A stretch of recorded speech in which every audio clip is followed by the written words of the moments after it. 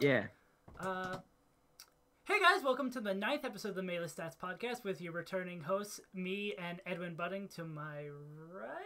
There we go. And then we have a returning guest host. It's a weird distinction because everyone's a part of Melee Stats, so they're here, but they're not here. We have Ambi and Fire Puff returning. And also, before we jump into the topics, I want to make a brief announcement that this podcast is going to be on SoundCloud, iTunes, all those podcast platforms soonish. This one probably won't be here right after on Wednesday. Like, the VOD will still be over on YouTube, but we're going to be moving over to like SoundCloud and iTunes as well. And also I'm looking into maybe making like a highlight channel that takes smaller snippets of the show and put it up in more like digestible quantities. But now with that all taken care of, let's pass over to Edwin to actually start the show. All right, so we got a pretty fun weekend last weekend. It's the one right before Smash and Splash, which we'll be going over later. But for now, why don't we start at talking about Combo Breaker, and we'll talk about the Melee Stats favorite player, not AbsentPage, but Michael actually having a hell of a tourney, beating Nintendo's Marth, S2J, and Leffen en route to 4th place at Combo Breaker. Michael was first the National Arcadian, or he was first the Net Play King. Then he became the National Arcadian Champ. Now he's beaten S2J and gotten 4th at a pretty big regional. So what do we think, guys? So, what about Michael? I want to be the first to say I'm gonna be so sad when Michael is just a lame player in the top 100, right? Because right now I love it, right? He's like this like net play lord, god. And he's like just doesn't give a fuck what anyone thinks. He's like just out here to beat all of you. And then like fast forward a year. He's going to be like 65 on MIOM. There's just going to be no magic. He's got no titles. He's just Michael. I'm trying to enjoy it while I can. Dude, one really funny thing about Michael, I think is I think it was Jackzilla talking about this. That either I asked him or they said on stream, I forget. But someone was asking Michael about like his favorite sets of the tournament, and like he talked about it. I forget which tournament it was. He was talking about it normally, and they're like, "Oh, what do you remember?" And he was like, "Oh, I timed out these two, this Ice Climbers player." And he said, and apparently he said it with such like glee and happiness on his face. Yeah. Like, him beating S2J, I think, is like super funny. Can you imagine like what S2J is thinking, like game 5, down 3 stocks to 1, just like, I can't hit this Jigglypuff. That's what I'm saying. Like, it's so funny right now, right? Because he's just some net play kid right now, right? That like came out of nowhere and like won the National Arcadian, and like a year from now, he's gonna beat S2J again, and it's gonna be like, oh, he beat S2J. Or he beats like some he beats like some. I'm trying to think of like he beats like Cal or something in top 128. It's like, oh no, now we have to watch Michael versus Banana round 2 of pools. Fire, you're the Puff player here, so I think Michael is really good but really lame and super passive. But what do you notice in Michael's play that? Well, I think how passive he is heavily overstated. Actually, I think he's against Ice Climbers. Yeah, I'll give him everything when it comes to that. But against other characters, he actually engages a lot. He's not the most aggressive player. He's not a 2 Saint. He's not a Mango. I'd say he's sort of like Tech. Like Tech had I'm not saying he plays exactly like Tech, but in terms of like how aggressive he is and how balanced it is, he doesn't exactly camp. He like against S2J, for example, he's engaging a lot of the time, and there's a lot of mix-ups going on. When he beat S2J, it wasn't because he was camping Falcon. It was because he was adapting, and then he was adapting to Johnny's mix-ups from that, and eventually he got the win. And I also do think for that set in particular that S2J might have messed up by going Yoshi's, because he was doing a much better job on the bigger stages. So that shows once again that Michael isn't exactly camping, because if a small stage is helping him, then it means he's taking advantage of stage positioning and pressure. So, and yeah, I don't know if I really like the Tech comparison. Yeah, I think Tech is a little more proactive with like Like rest. I definitely see where you're coming from in terms of In like terms of neutral. the sort of middle groundish neutral game comparison. But Yeah. like to me, that feels like you're comparing like K-Pan to Westfalls, saying they're both primarily defensively oriented. And I think that's like a little bit misleading in terms of like I still consider Michael a primarily passive player. Okay. He's not like ledge camping. You know what I mean? Like the entire match. But Shout out to Dudusai. yeah, that guy. That guy is like what a lot of people think. A lot of people think Michael's like. is. Shout out Yeah. to Dudusai. I fucking love that guy. No, I He's just want to. probably my favorite Jigglypuff in the whole world. I just want to clarify that like I only made the comparison for the neutral game. Like his rest ups are nothing like Tech, and Yeah, he's yeah, not yeah. Okay, yeah. Tech at all. Like I just wanted to like talk about because there's not many Jigglypuffs. So if I want to make a frame of reference that some people might understand, even though a lot of people don't know Tech, I thought that was not a bad one. But yeah, There exactly. actually, What's up? there is something, speaking of what you were saying about the smaller stages, against KJH for his counter pick, I don't think he went Dreamland. I'm pretty sure he went Battlefield for his first one. Game 1, they started like Yoshi's or something. And then game 2, he counterpicked Battlefield. Yeah, I only watched part of that set, so I'm gonna need to catch up on that. But I've seen his sets against Dreffen, S2J, and Oh my god, his set against Dreffen, that was like crazy. You see that set that I'm not saying the rest is like Mango level, but that set is similar to like the Mango Genesis set, where like match 4, he's getting wrecked, and he just pulls out the most clutch play, one of the clutchest play of all times, and what a world we live in. Mango Armada, Michael Dreffen. No, I see what you mean. I just think it's funny that we're talking like about. the rest isn't at all like the roll read. It doesn't, and it's not like a national or anything, but or it's not like a mega national where everything's on the line. But Yeah. I'm talking about like the structure where game 4 he's getting wrecked.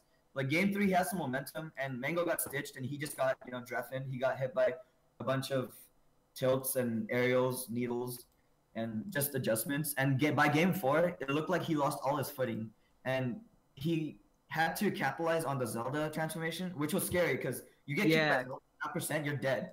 So he played that amazingly. He let him switch back to Sheik and got the up smash, and then he snuck in that forward air, and that's what's sick. So as Ambi said before, he is overall pretty passive. So it's kind of like what M2K does with Sheik sometimes, where he'll be passive and suddenly go in with that dash attack. So he got a little neutral air, and he suddenly went in with the forward air, and he got an up air right after. Because that like aggression just kind of came out of nowhere. And I think there's something to be said about Michael's adaptation skills. Like it never feels like he just gets blown out of the water. Like even if he loses a first, and maybe it comes from his experience playing against so many different playstyles, both in his region and just on net play in general. Like he's in the Midwest, so he has access to so many different playstyles and characters, and of course he has like a year of grinding that or longer probably. So definitely like some impressive neutral game adaptations from Michael. Like I can't deny his skill. I just think I just thought the set of him versus S2J, especially that last game, the palpable frustration from S2J unable to hit this bobbing and weaving ball. Yeah. I mean, I thought it was interesting, honestly, because if you look at traditional matchup guides for Puff Falcon, like there's one that Tech wrote himself. So there's a Puff player named Mahowned that put together a guide on Smashboards, and there's pretty good. Shasta Mahowned, Smash GG Zone. Yeah, Mahown's a beast. If anyone hasn't seen Mahown's combo video, I'm sorry to derail this, but this is probably one of the most important combo videos in history. Oh yeah. Mahowned 3. Mahowned 3 is my favorite. I'm not sure there's a Mahowned 1 or 2, but Ambi, how do you spell that? Mahowned or Mahowned? Which one? Whatever would get me to that video. I just linked it in the Twitch chat. Okay, cool.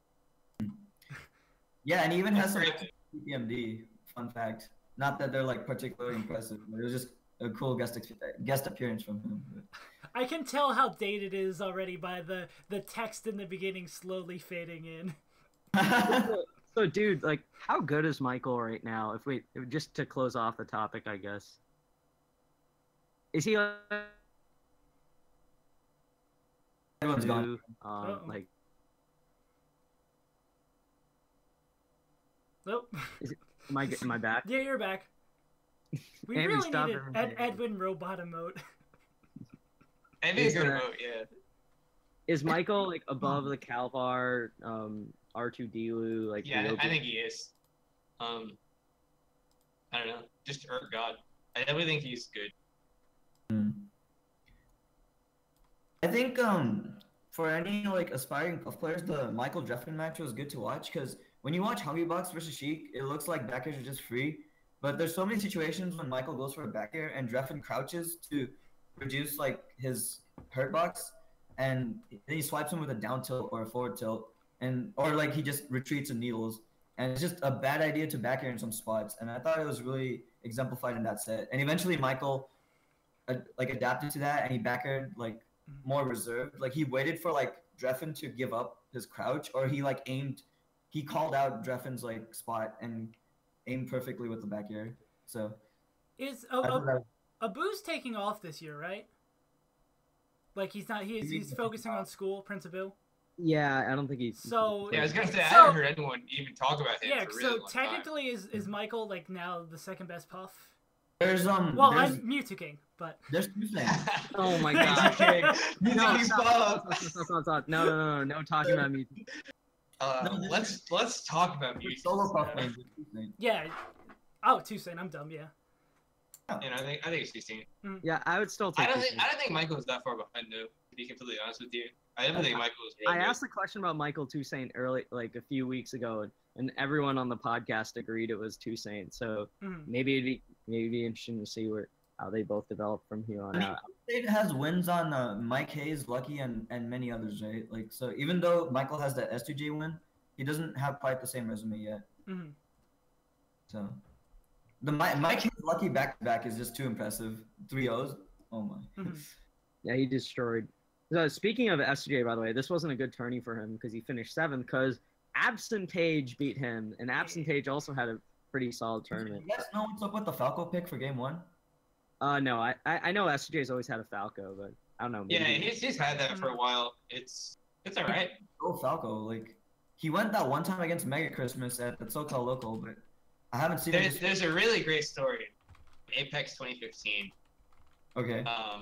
I know the one you're about. This is a great story. So Slox and S2J are drunk in a hotel room, and they're playing friendlies, and S2J turns to Slox and is like, "I want to money match your Fox with Falco," and Slox is like, "Dude, I'm gonna fuck you up. I'm gonna fuck up Falco," and they play, and like S2J barely wins against Slox's Fox, and he turns to him and he goes, "You're better than Aziz." and Slox was devastated. He was like, "I need to stop playing Fox. I need to quit." It was awesome. I just remember Slox's impression of S2J. Like, have you ever heard Slox speak? It's just like a really funny idea. Just listening to this guy pretend that he's S2J. Yeah, this was very opposite. Yeah. Oh, it's awesome. Definitely a great story. Yeah. He So was like he was like the opposite of how Johnny talks.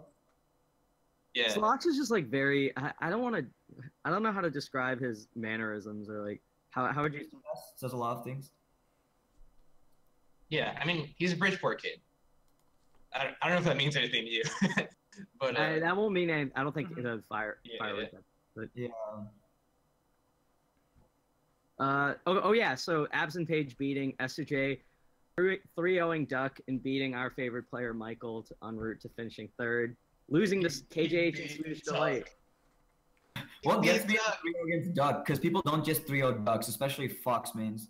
Oh man, I just think it's so funny. Like I think AbsentPage is the only Fox player in the world that would Duck and lose to Swedish Delight in the same tournament. No, but It's just so unlikely for both of those to happen. Swedish has really stepped it up versus Fox, and I do think like when Pew's Fox beat him, like obviously it's a bad loss for Swedish, but I do think it was. Oh, no, don't say that. Don't say that. There's those dangerous words around here. All right. The save videos. I'm fine. Everything is great. But yeah, so the AbsentPage Duck set was like pretty interesting. I definitely feel like Duck played really terrible. You notice all the things I did, right? Like Duck being strangely undisciplined. Like, Yeah. I do think that AbsentPage is actually really good at that matchup there. Like, he's got really good use of shielding in that matchup, and he doesn't do it in, like, a meme way that, like, a lot of the other Foxes try to do it. Like, he's got really good, like, mix-ups after, like, doing an aerial. Like, you know, like, everyone knows, like, oh, yeah, Nair and Shield, Samus. It's like, she can't really do anything against Shield. But, like, if you do the same Nair and Shield all the time, like, all those Samus are really good at dealing with that specific shield. But AbsentPage is great at, like, Nair, like, dash back, dash forward shield. Like, all that little stuff. Like, he was so good at. Like, he would be shielding on a platform. He did this, like, 3 times in the set. And, like, Duck would, like, attack his shield and then, like, shield. Expecting the shield drop. Like, he was trying to bait out a shield drop. And, like, Samus has pretty good aerials, or, like, frame advantage-wise, so he would normally be able to get away with that. But instead of shield dropping, like, doing the obvious thing, AbsentPage would do, like, short hop up air over him. And he got him with that a couple times in the set. Where, like, he read that Duck was going to go for, like, the aerial into shield on the platform, and instead of, like, doing a shield drop to punish the aerial, like most Foxes would do automatically, he, like, jumped over it. And he did a bunch of cool stuff like that, and I think that he definitely played super, super good. Duck definitely played pretty terrible, though. Those F-tilts are... Smash on. I have no idea what you just said. No, I was saying that he was just throwing out unsafe stuff on shield a lot and getting hurt for it because he was spaced too close. Yeah, it was a little weird. I kind of understand Duck's frustration from watching it, but Ambi, out of curiosity, do you think I don't know if you can tell this kind of thing from someone's play, but does it look like AbsentPage has like experience in the matchup, or is it just something, or was what he was doing like kind of on intuition what he I really have no idea. I don't know AbsentPage's history all that much. He definitely knows, like he definitely looks like he understands the matchup and like what his goals are supposed to be. And like the big thing I pointed out was shielding stuff, which is like something that a lot of the Foxes that I've watched don't do intuitively, because it's like really bad in most other matchups. Like grab is really good. So he definitely, like, I don't know if he like has practice in it though. Like he might just be like watching a lot of videos of Foxes against Samus and like understands what he's supposed to be doing. Like it's so hard to tell these days because you know, it's tough. What do you think of Swedish beating him? This Swedish had a pretty good run this tournament. I didn't watch that set. Swedish looked like he had a good tournament. He took KJH to game 5 both times, which is rare for him. What? He beat KJH at a tournament before this. They both go like back and forth. Yeah, they don't really go back and forth. I think KJH is still pretty favored against them. I think was wrong. they're both like I definitely just exit my mouth without me thinking about it. I'm pretty sure they're like 5-5 or something. Are they really 5-5? I really thought they were like really close. They go like back and. I think KJH might be slightly up right now, like 7-5 or something. Yeah, I don't know. I thought that he was pretty favored, and they had pretty close sets. I was impressed, just by the result. KJH had another. KJ's been doing a lot like good work lately, like not just his online series or whatever, but he's actually like cleaned up a lot. I wrote about it earlier this week, but like he's really impressed me as of late. Actually, Ambi, you were talking about how you don't know much about AbsentPage. I don't know too much about him, but I remember reading an article and learning about him a while back about how he puts together a lot of things from various Foxes, and he learns what works in each matchup and applies that. And he doesn't care which source it's from or what caters to him, like specific. Like he just gets any strategy that works. So maybe he doesn't know Samus that much, but he just knows certain strategies that work and just put it together. Like yeah, no, I feel like every Fox does what you just described. Virtually all of them, with like, some exceptions. I can't like identify him when he plays. Like it feels like a little bit of like everyone, because other Foxes I don't know.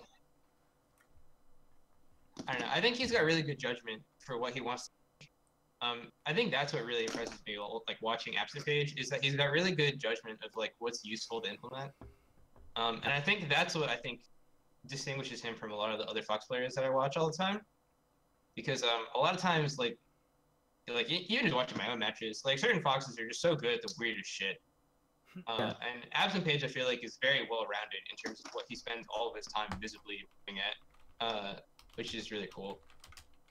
what I mean though. Like when you watch him, you can't just unless you know it's him. You're probably not gonna guess it's him. You're gonna think in this one matchup, in this one match, it's this guy or it's this other Fox player. With other Foxes, they have versatility, but they can be identified by certain characteristics.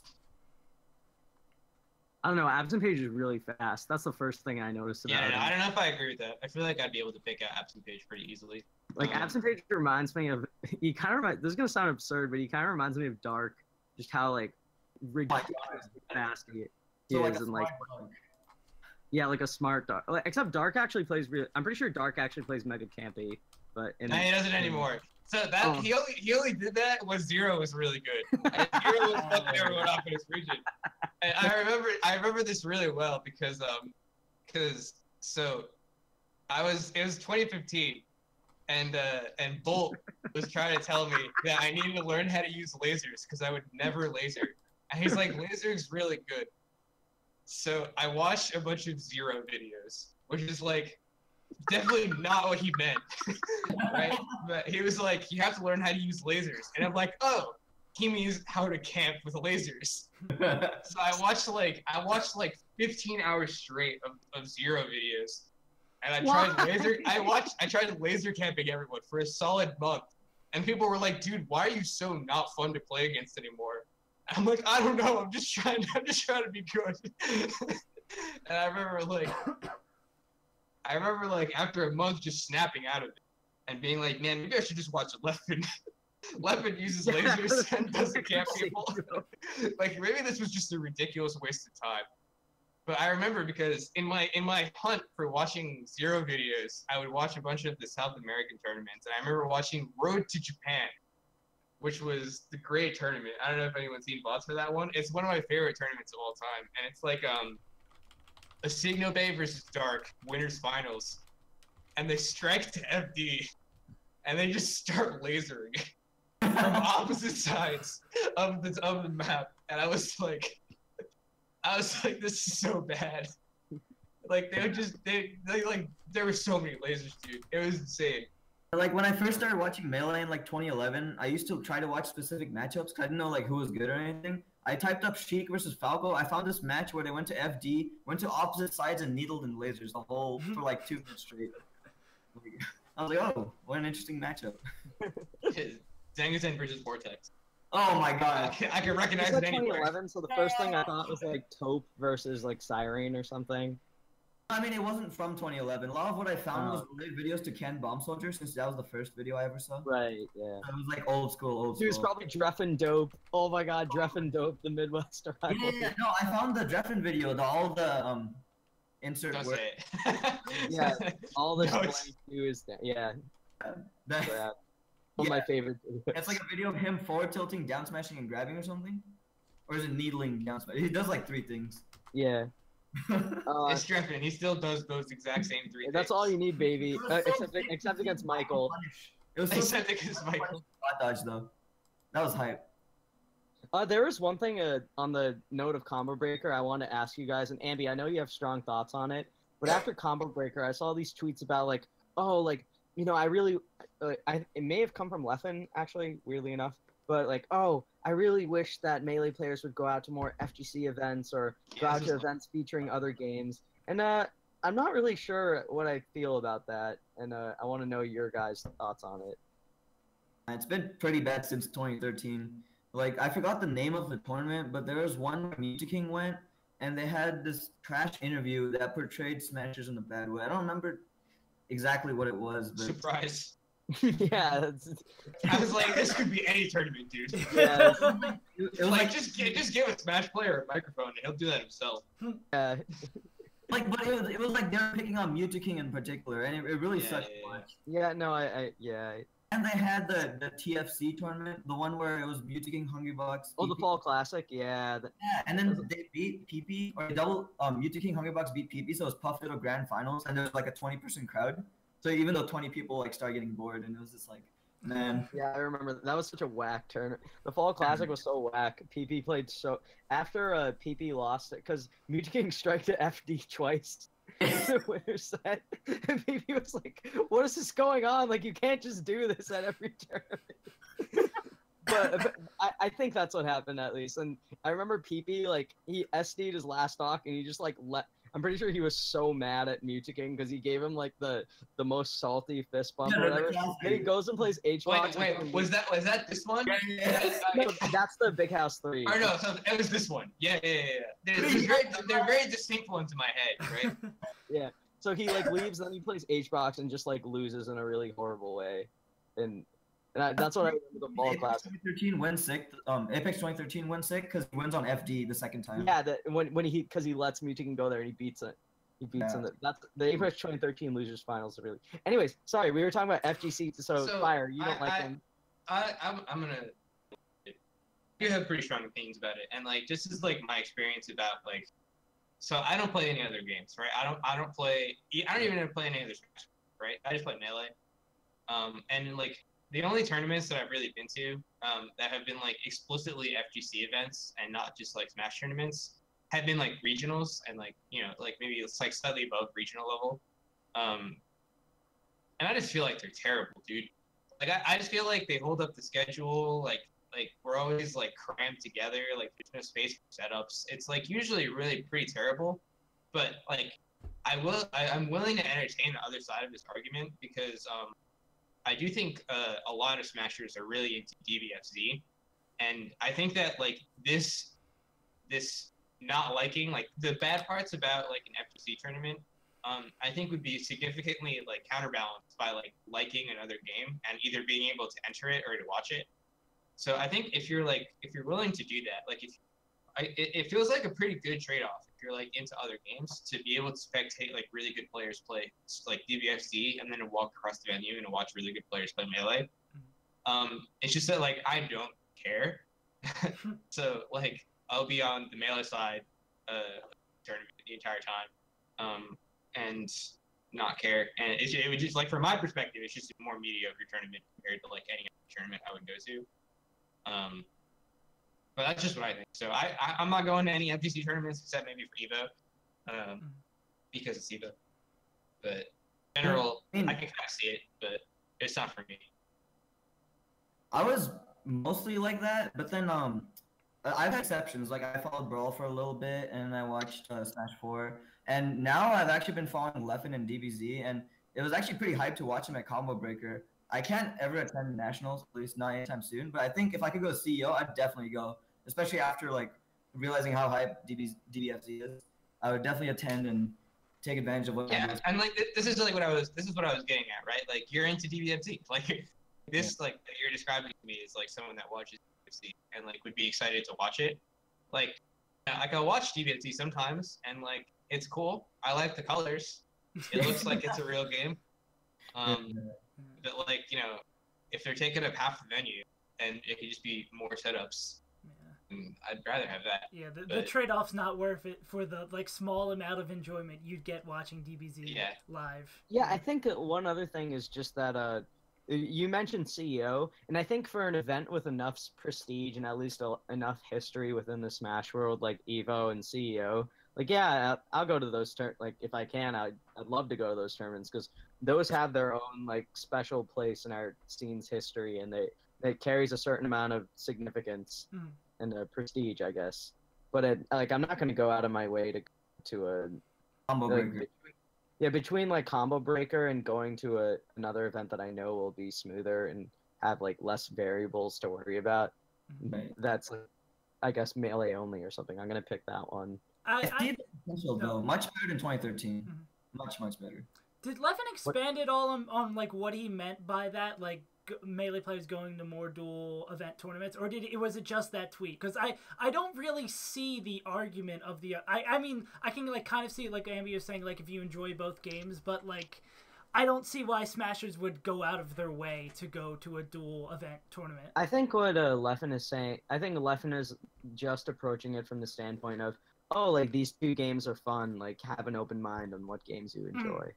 So I'm actually gonna say the opposite. Maybe I'm just You don't think it's... So like if I'll pull up the tweet. I'm just gonna read it. It's like I really hope more Melee players come out to more FGC events again.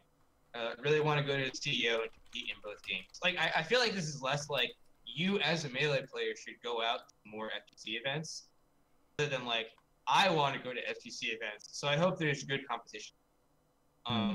And I think that is like really, really reasonable because like if you're like a top professional in 2 games and like you go to a game that has both of them, like you really hope that it's not just like, you know, FGC players and like whoever decided to play Melee there. It's like actually like, oh wow, like M2K entered this, so it's like that's nice for me because so like from that perspective, I think it's like. I didn't catch the middle part of what you said. Can you say that again? What part was the middle part? Oh, you were saying I think that, and then you cut off for me. And then you mentioned something. That's like the whole point. So, I think that Leffen is more so saying that he just like he's going to be going to FTC tournaments and he wants there to be competition. And he hopes that there are Melee players at the FTC event that he goes to, so he can play with them. Not that he's like demanding that FTC or Melee players attend FTC events. You know what I mean? I hope that there's. Yeah, I mean, I don't think he's demanding it. I didn't read into his tweet as much as you did. I honestly thought it was just like, oh, try out more games, but I can see why.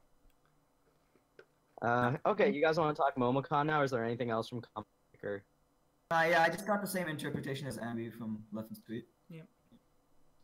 All right. MomoCon. Okay, so I want to start with the most important result of the whole tournament. Oh no. Is it Yort 2-1 Smash Pop SquarePants. Let's go Yort.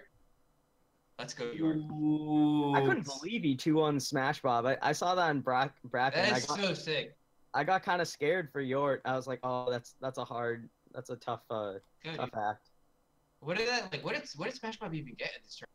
Losing to He Yort got in like like winners quarters. I think he tied with like Dark. Yeah, he got 17th, which is like he tied with our very own Wheat, except not really. Yeah, except not. Let's go Wheat. I'm pretty sure he tied with Dark Gen X or got lower. Yeah, than him. he got 17th along with Gen X. Yeah. Dark Gen X got 17th, which surprised me. But He beat someone solid at the event. Did you say Yorick or Iori? No, Yort. Yort. Oh. Not Iori. Nah, Iori would have gotten top 8 here free, dude. Iori's a legend. So who's Yeah, Yorick? I think.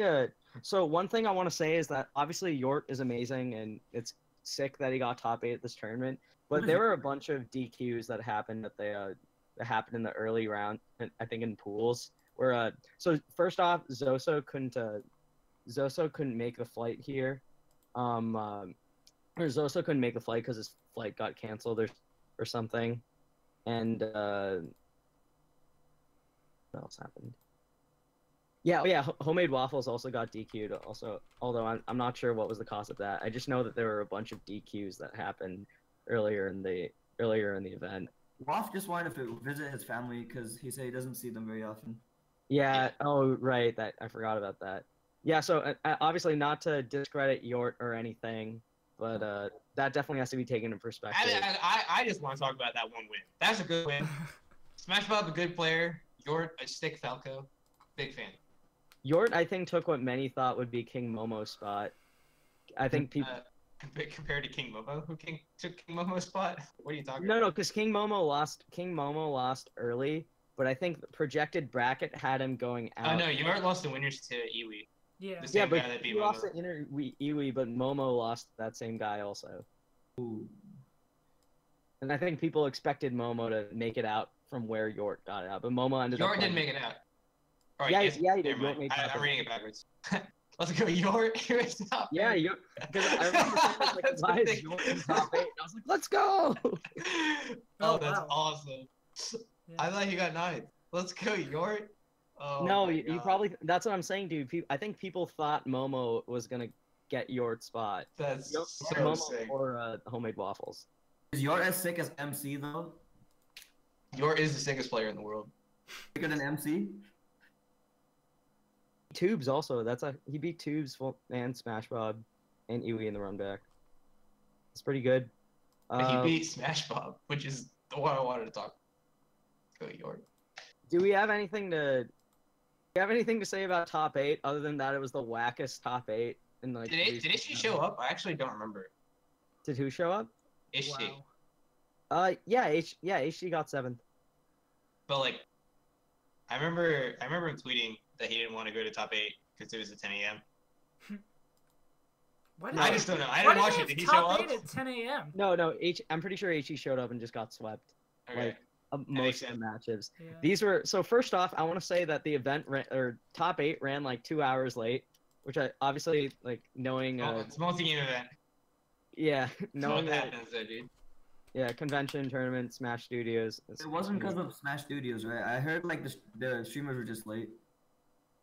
Well, That's the Smash streamers Smash Studios. Exactly like Smash Studios. Yeah.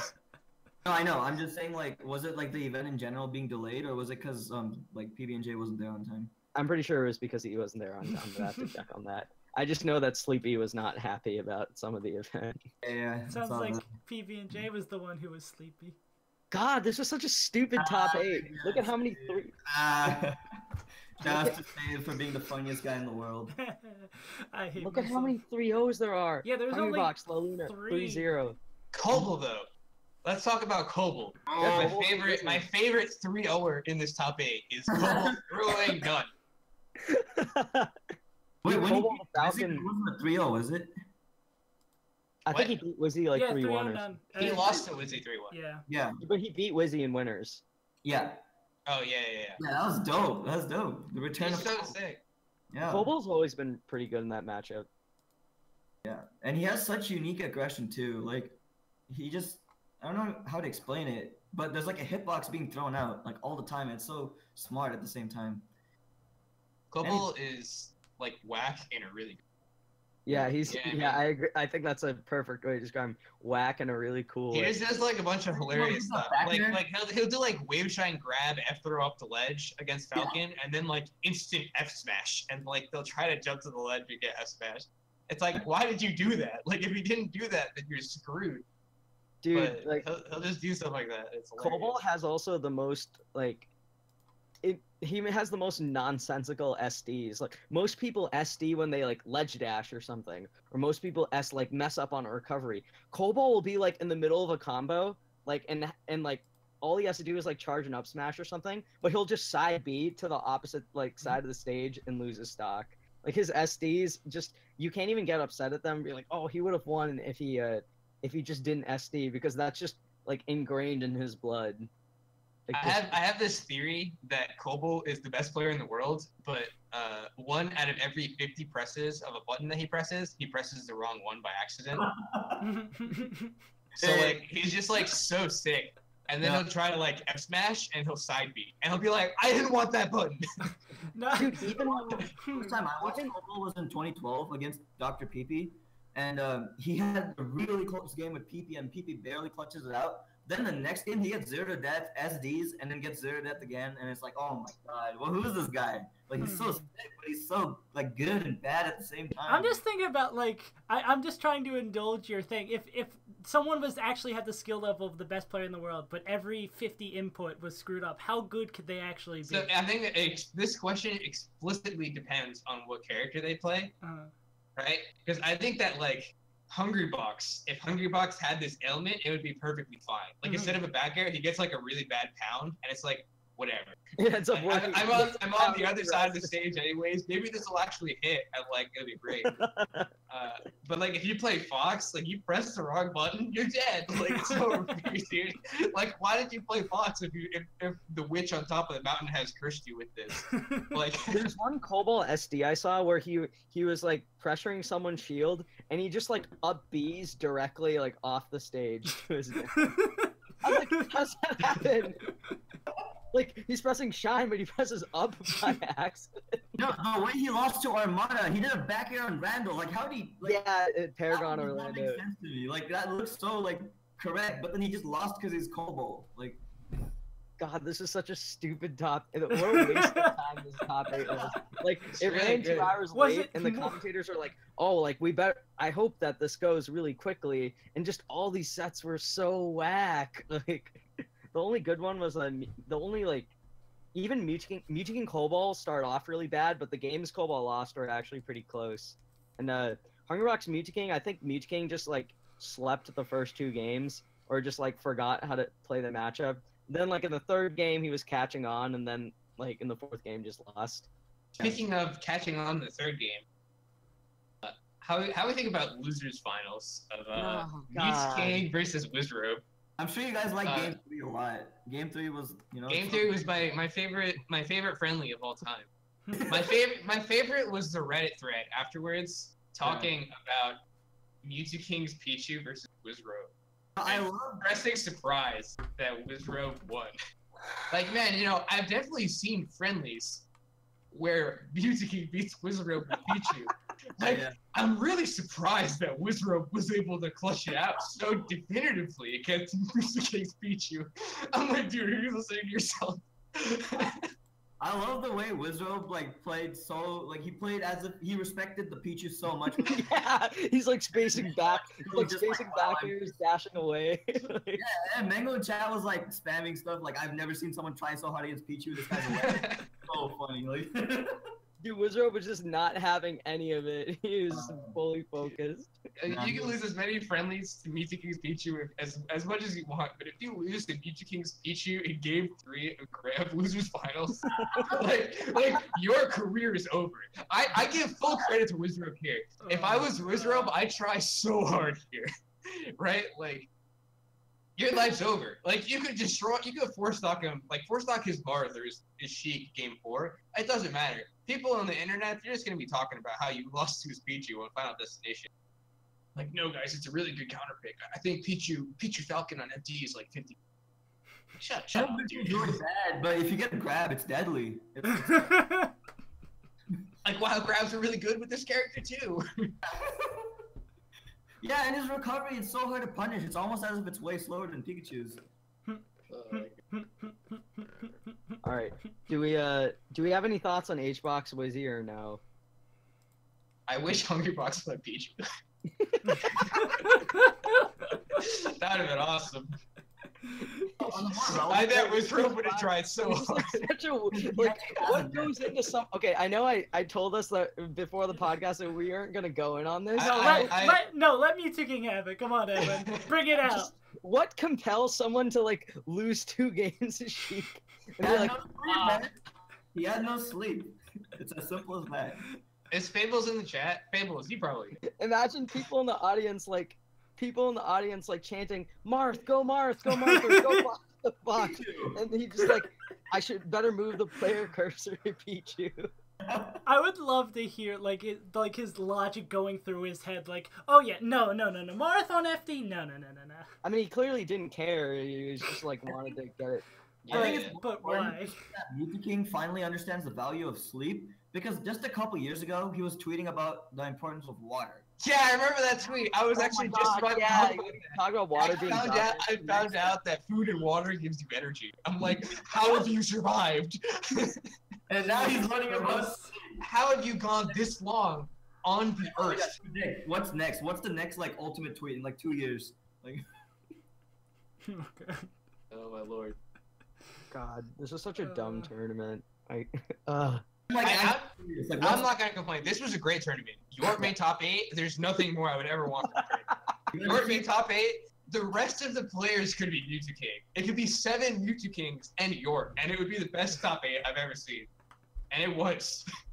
I wonder why he went Pichu and not like People always talk about how Melee only has top tiers. We got to see Pichu. Isn't that great? It's great for the game. It's character variety.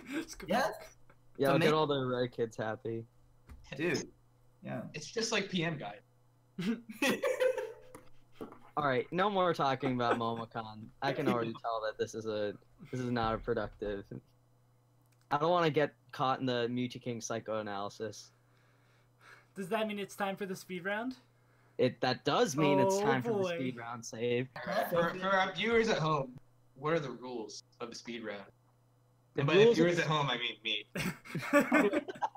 As the defending champ. Oh, Fire's not even gonna try this time. No, you're not the defending champ. Save. Well, the Leon defending is. champ Why? here. The highest ranked player. Best results. So the way that this works is that I give a question, and I was pretty strict on this before, but I'll be a little more lenient for this episode. But basically, I give a prompt, and everybody combined has a minute to discuss the prompt and give their answer. And at the end of questions, I grade each person on who had the best answer. And there's a winner, and the winner gets 30 seconds to talk about whatever they want. That's more of a pun. Can if someone wins, could they pass the 30 seconds off and give someone else a topic to talk about for 30 seconds? Why not? That option will be there too. Oh, good. All right, you guys ready for this? This is some serious Melee stats, groundbreaking analysis. All right. Oh boy. Ready, set, go. Rank the following from best to worst: S2J, Lucky, and None.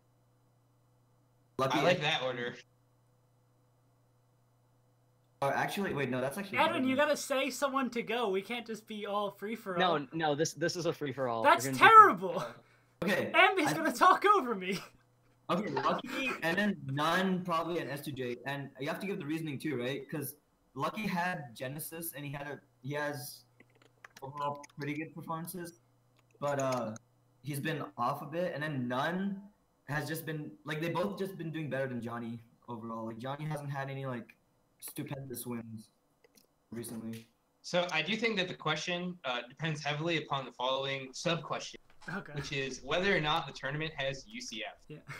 So I think if there is UCF, then SUJ gets buffed. Lucky stays about the same, and None, of course, gets heavily lowered. I think the opposite is true for. Okay, this has already been about like a minute, so we're just gonna go to the next one. What is a more soul-crushing event from last weekend? Michael beating S2J or M2K going Pichu and getting four-stocked by Wizzrobe? Okay. So more soul crushing has to be Music King going Pichu, because Michael beating S2J is not sad at all. In fact, it is the funniest thing that's happened all month. And definitely there's no single result that you can point to that's more funny than Michael beating S2J. You're not gonna say him switching to FD and then getting 4-0'd is not funny to look at. Just go back and look at like the stat thing. It's like, oh, 0-2, kind of a close game, 0-1, 0-4, Pichu. I agree with both of them, because watch that Pichu game, watch Mango and Twitch chat, it's gold. Watch Dash Dance Camp and retreating back air, the hell out of the Pichu. It's gold. It's peak Melee. So this is the thing. So neither of them are particularly sad when you look at it from the different angles, Or this right? maybe that's the last word. Because Mewtwo King is really happy the entire time, and Twitch chat thinks it's hilarious. But Michael is soul crush is not soul crushing because it's funny. Mewtwo King going Pichu on FD is soul crushing because it reflects the state of Melee, which is very poor at the top level. We got Pichu in losers finals. This is ridiculous. It's soul crushing. Okay, which character should Axe play against Hungrybox? RLA start. He should quit. I think he should pub ditto him. I think that's the best bet of anyone against Hungrybox. I think that Hungrybox is pretty mediocre at that matchup, and I think that if Axe can get as good as Toussaint at Jigglypuff, he could easily destroy Hungrybox every single time. I think Axe can do it with Young Link. I think he just, in that matchup, when Puff gets a lead, it's terrible for Young Link, but he showed his potential at SmashCon, and he doesn't do a lot of things, and Armada's talked about this before. There's just a lot of unexplored territory in terms of offense and defense, and in terms of how he mixes up his offense and defense. If Hungrybox isn't prepared, then he'll be a lot easier to beat, so I think Axe should go random. Because Axe is good with most of the cats. He's really good at random. He did really well at the local with that. So if Hungrybox doesn't know what he's doing, and Axe doesn't know what he's doing. Dave, I don't know about that because okay, that's enough of talking about this. True or false? And most majors, top 64 is way more exciting than top 8. That's super true. Yeah. I think if you disagree with this, you automatically just lose. I think we're all just going to be pretty agreement on this one. I think it's true. But in 2018, you might for Summit and Genesis 5, not necessarily. Hey, well, I mean, not top 64. You're not gonna see Pichu in top 64, but you're gonna see Pichu in top 8. Summit, dude. There's top 64 players at Summit. That obviously does not count for this question. What I mean is looking at all the majors and looking at top 8s in general and all the top 64s. In general, top 64 is more exciting, especially in like last year. But this year, I think top 8s have an argument. Because Plop's run was, I actually want to write it on. So what's your answer, true or false? I think false in 2018. Oh yeah, and top 8 at bigger events is good too, because you actually get to see Mewtwo King play. Okay, if you had to guess, who holds their alcohol better, Hugs or SFAT? I definitely think it's Hugs. I think Fat is a very small human being, and I think statistics. We are the Melee Stats podcast, so statistically, people with less body mass are generally more prone to being weak to alcohol. So if I had to, put it in the random number generator of the universe, I would definitely think that SFAT holds his liquor a lot less competently than Hugs. Because Hugs also has practice doing this in front of his stream. Because we all know the joke about Hugs not streaming Melee and just holding his bottle of liquor. I mean, his glass of wine. So, go ahead, Steve. Oh, there's not really much to say. It's just Hugs. That big brain, It's that big brain can process all that alcohol much faster. All right, guys, than and SFAT. for the last question, how many characters could Plup win Dreamhack Austin with were he to play them for a whole tournament? Okay, Sheik for sure. Well, no, a Fox. whole tournament against Chu. Fox. Chu's not even Falco, top 50 player Marth, though. Luigi, Chu makes Sheik, Samus, Peach, Jigglypuff. I think that the true Ice answer Climbers. He might win is with Ice Climbers. any person on the He cast. said he has to go Samus, so it's invalidated. All of So, that. I think you probably win with 9. I'm not sure if he could do the Icy's Ditto or Pikachu, but I think he could do one of them. So I'm gonna say 9. You think he can beat Chu with all those characters? I don't think so. Yeah, dude. He just goes Samus. Chu's He back. can't- I mean, he will go Samus. That's not So the you guys got question. like 20 seconds. You think he can beat him with Luigi and all these other Yes! He Which is beat fire, Drug what's Fox your with answer? Luigi. Drug Fox is better than Chewdat. But Chu's an Ice Climbers. Drug Fox is a fox. he's making good points. All right, there's like 10 Puff's got seconds the left. stats. Quickly, What? Fire, You can wobble like. Fire, you gotta give me a number. All right. I didn't give you a number either. Oh, Save, give me a number. I've Fox, 10. What'd you say, Save? 15. Holy moly. Holy shit. Luigi does No, body it's actions, you but, or- like, Really cat. like Ice All right. Climbers. I'm gonna grade you guys right now, all right? So you said so I asked you guys to rate SJ, Lucky, and None, and I really liked how Ambi was short and sweet. Like, he made his point clear, that it was perfect the way it was, and honestly, all those guys are pretty close together, where I didn't really have any argument on the way. I didn't really like how Fire hogged the mic, and Save said nothing, so Ambi gets the points I here. told you, Yes. Edwin. 1-0. All right. The more soul-crushing event from last weekend, Michael beating SJ or M2K going Pichu and getting 4-stocked by Wizzrobe. So Ambi, I thought your answer was really funny just because the idea of SJ playing Michael is still hilarious and Twitch chat being like, no. But Save did mention one clear thing, which is that when looking back at this tournament, it's definitely a jarring result to see the Pichu icon next to M2K's name, with Wizzrobe having all 4 of his stuff. So Save is gonna get the points there. Which character should Axe play against Hungrybox? Honestly, Fire was the only one who gave a real answer here, so Fire. You cut me off. Okay. Let me just say, saying Yeah. Young Link is definitely the worst possible thing you could say. Think about how many matchups Hungrybox has spent significant amount of time labbing out. He's good against Fox, and he's good against Young Link. So, Yeah, but the pup did. I said that to be funny. I literally said that to be funny. You can say whatever you want about my answer, but I think Young Link is definitely not the move. Okay, well, it's better than Puff did. Yeah, give it to Save. You gotta give it to Save. Random. True or false? I was actually kind of surprised that Fire and Save had the hot takes here. I actually thought Fire had a pretty good. Fire mentioned Summit and Genesis as 2 like historic major top 8s, but when I said major, I mean including like bigger regional tournaments. So I do think like what Ambi brought up about it just being like more exciting and more thrilling is definitely true. And like the fact is top 8 is still, even though the end result might be different, like it is kind of stale, the matchups that we're seeing, and the campy play is very, very apparent. What is it? What's it say, Fire? I couldn't read I don't it. know what that says. Irresistible. Okay, so I think Ambi gets the points there. If you had to guess who holds their alcohol better, Hugs or SFAT, Ambi had the best answer for one specific reason, and it was because he mentioned statistics and about us doing statistics. So Ambi gets the points there. Ooh. And then for how many characters could Plup win Dreamhack Austin with? Honestly, Ambi's answer was so overly optimistic that I wanted to subtract like 2 points. Yes, please. But Fire had the answer that I think I agreed with more. when he said 4. I think he could win with Fox, Luigi, Samus, and Sheik. So by virtue of Fire being close to me, although I do appreciate Save saying 15. That's like... Yeah, I actually kind of want to give it to Save. I'm going to petition to move that point to Save. Oh, yeah. I think 15 is so bold, so brave. How can you say something so controversial? So, yeah, so brave. So the final tally is Ambi with 3 points, Fire with 2. Oh, we've got the score on the board, Edwin. And Save with 1. So Ambi, congratulations! You won the 3rd round of the 3rd edition of the Melee Stats Speed Round. Now, because you actually got 3 points, which is the most ever in the history of, or actually no, it tied with the first episode. Okay, whatever. Ambi, I'm gonna give you 30 seconds to speak on any topic you want. Ready, set, go. Save, can you play my items combo video? Do you want me to just really play all that? I care about. Yeah, just play it. I don't think I really have anything to say other than that. Oh god.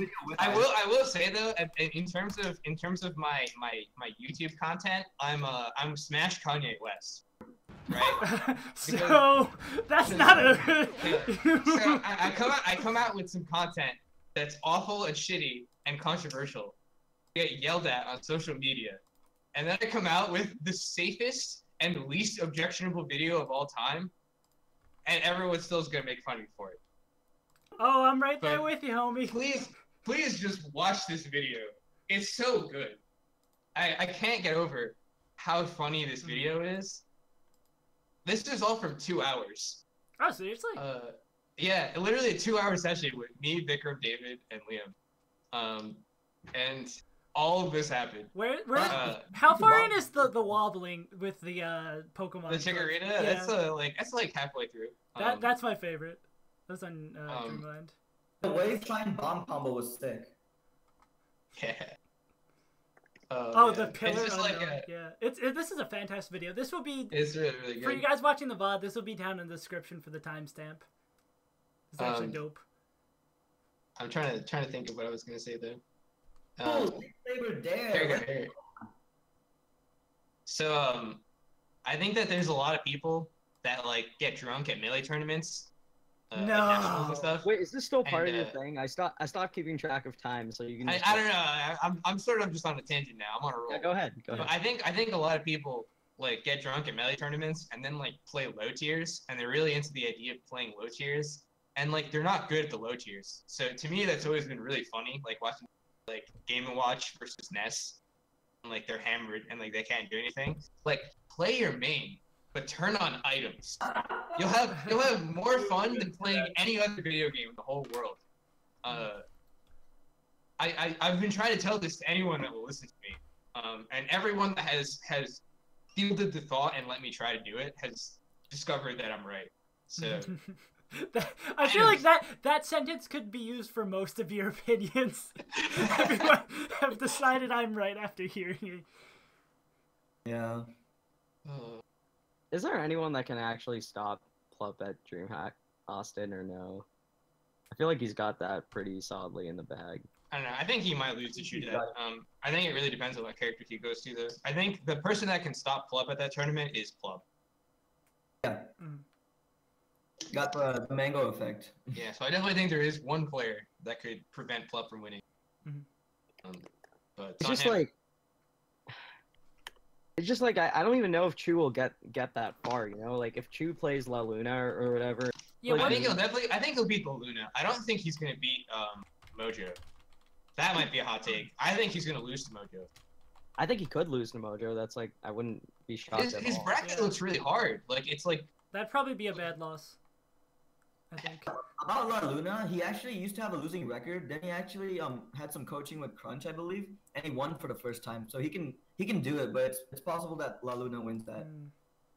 I mean, like Texas has so much icy. I know Texas is like a bigger region, but specifically like Central Texas, like even including like DFW and stuff, they have so much ices practice between like Tuesday, Bananas, like. And also, Mojo is really good at the matchup. Like, it is very. I mean, that's where Icy was invented, right? Like DFW, like Wobbles is from there. Admiral was from there. Yeah, tons They of got Bananas. They got everyone, dude. Is there that's projected? Like Icy's central. Is there a projected bracket anywhere? I couldn't find one on Smash GG, but I'm looking at the attendees list right now, and like there's so many potential Chew killers in there. Yeah, Or you I- just like, even if Chu has a non-zero shot at beating Plup, like the chances of him making it that far, it's not favorable. Not favorable. Yeah. yeah, it's just not worth. Until Chu gives me a reason to like believe in him, I have no faith in him making. Chu it that also far. might lose to Master. This is one that I was. Yeah. thinking about. Oh, that's. Yeah. that's I tough. definitely think that would be like Chu's new worst loss. Might be another hot take. Are there Whether any he's a Ganondorf worse loss than Babam. Are there I any think Babam's super good. Because What? Ganondorf is arguably the worst matchup for Ice Climbers. So if we had like a Kage repeat or something. I don't know That's if a I agree hot with take. anything That's in a that hot sentence. take. That's a I very think hot many take. ICs have told me that Ganondorf's the worst matchup. Because he can literally jab and he separates you guys if you No, don't. I really don't agree. I think it really depends on what ICs you ask. I know like Nintendo has said that like he thinks it's 50 and stuff. If Fly I doesn't think think Fly thinks Ganon's overstated as a ICs. yeah, I think that like I don't know. People's matchup opinions about Ice Climbers are really interesting because like I feel like everyone has really wildly different opinions and they all have different amounts of like tournament tournament viability versus like theory. Dude, But Chu struggles with Ganon though. Chu is player, so. We could see... I think you lose to Kage, but I don't think that I think you can honestly beat most other Ganon Banes with Yeah, Fox. no, I agree. not But like, Oh. I guess I meant like if Kage is there, because none of the other Ganons are like on Kage's level anymore, right? Yeah, I don't think he's there, but I could be wrong. I really... wait, hold on. Why are we talking about Ganondorf? I'm just talking about like potential like people that Chu could lose to at the tournament. But What about Esam? Esam's... Yeah, I mentioned Esam Yeah. before. Esam's could You could potentially... beat him. Is Esam good versus Ice Climbers? I actually have never seen. He beat Wobbles like two years ago when he was in melee practice or whatever. I believe so, yeah. I should know this. I just looked yeah, at and then Esam for stuff. Chu versus Plup, it's a non-zero chance, but it's still really hard for Chu. Like that was one of the top 10 players he couldn't crack back when he was a top 10 player himself. Mhm. So, like he would beat. I don't know, man. I think he was the same. I low-key think he was the same player in hindsight. But we've talked about this, Mhm. so like. So who do you guys think is gonna, like, second and third? Like, obviously Plup's the favorite to win, but who do you think the favorite second and third? La Luna, M2K's, Master, Mojo? I think it'd be probably Commaster. Commaster makes it third. second place. No, to third. Oh, okay. I was like, dude. Yeah, I don't know. How's I think this? Moon and Plup could be interesting. I remember like his upsets this year, so I don't know. I don't know. I think Luluno will make second at this tournament. Yeah. I think Still- either Chu or M2K's will get fourth, third, fourth. Mhm. One of them's gonna go through lose. Master have the potential to beat. Commaster can beat Moon, and he can beat Chu. Mhm. And honestly, he could probably beat M2K's too. I think Yeah. M2K's has had some losses to Luigi in the Is past. M2K's bounced back now that his album is out? Like, has he shown like significant improvement after he's? He better. He's on my fantasy, dude. He's like. Oh he's the only no! one Don't who's get like- Andy talking about his Oh, fan. can we count this tournament actually? Like looking No. at this tournament, this is the Ambi tournament. No. This is Plup free tournament. Mhm. This is I'm hoping this M2K's weekend could actually catches us win. back up to your team. dude, no chance. It has all the rising Fox. You just picked a bunch of lamers and then just a bunch of cool Fox I players. perfectly called it. I perfectly called that the top level will be super lame, and that the mid to low level of the professional level will be so good. AbsentPage on the rise, KGH on the rise. They're all on the rise, dude. You got like Rocky also. You got like Rocky and Moki. Like how did Yeah. you end up working out for you? Oh man, dude. Played us all. I wish Fat Goku was still playing. Yo, KM is going to this tournament? Play anymore? Fat Goku? I Fat haven't seen Goku, Fat yeah, Goku he's in a on while. my fantasy, but I don't think he is super active right now. Okay, I thought you said you stopped playing altogether. I was like, dang. I mean, I don't know. I haven't been watching too closely. He still tweets, so he's still alive. I wouldn't be surprised to see Tierno or Albert make a run. I think those two guys are pretty good. I don't know. I haven't heard that name in a while. Albert too. They're both pretty good. Yeah, I think Albert is the best. I'm pretty sure he's the best in Central or in Austin right now, but I could be wrong.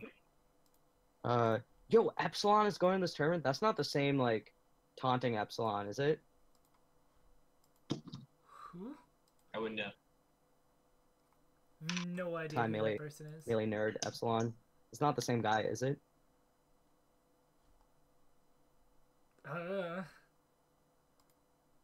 Okay, I guess it's not the same. We told you, we don't know. Yeah. No one knows. No one knows who Epsilon is. Like he uploaded all those videos, like or whatever. I'm. I've heard of that guy. I just don't know who he plays. I know the YouTube account. I don't think the Epsilon in bracket is the same guy. I just noticed him. Okay. Yeah, Edwigi answered it. Different Epsilon. Epsilon lives in. Okay. Yeah, that's what I thought. All right. So we all agree Plup will win. I do want to see Moon versus Plup. I think that could be interesting. Just I don't think Moon could. I think Moon has a very small chance of winning that, but I would just be. When's the last time the Moon's been in Mexico? Very important to his performances. I don't think he's been there in a while. So maybe he'll do quite well. Yeah, maybe he'll take like a game or two. Yeah, I've heard that theory before. I think Moon Chu will be interesting though, just because of what I mentioned before, how Moon was up lifetime and then Chu got coaching and he won the last set. Yeah, Moon is very hit or miss in that matchup. I find. I talked to him at Pound about it for whatever reason. We were just on a setup, and his way of describing it was, I don't want to like quote him exactly, but his way of putting it was basically that he had a stretch where he lost to like 3 ice climbers in a row, and he was like, "Oh, I just got too confident in the matchup, and I didn't practice against ice climbers. When I practice against ice climbers, I never lose." And I was like, "Okay, dude." Like, this is the most Moon thing I've ever heard in my entire life. Yeah, I was like, all right, sure.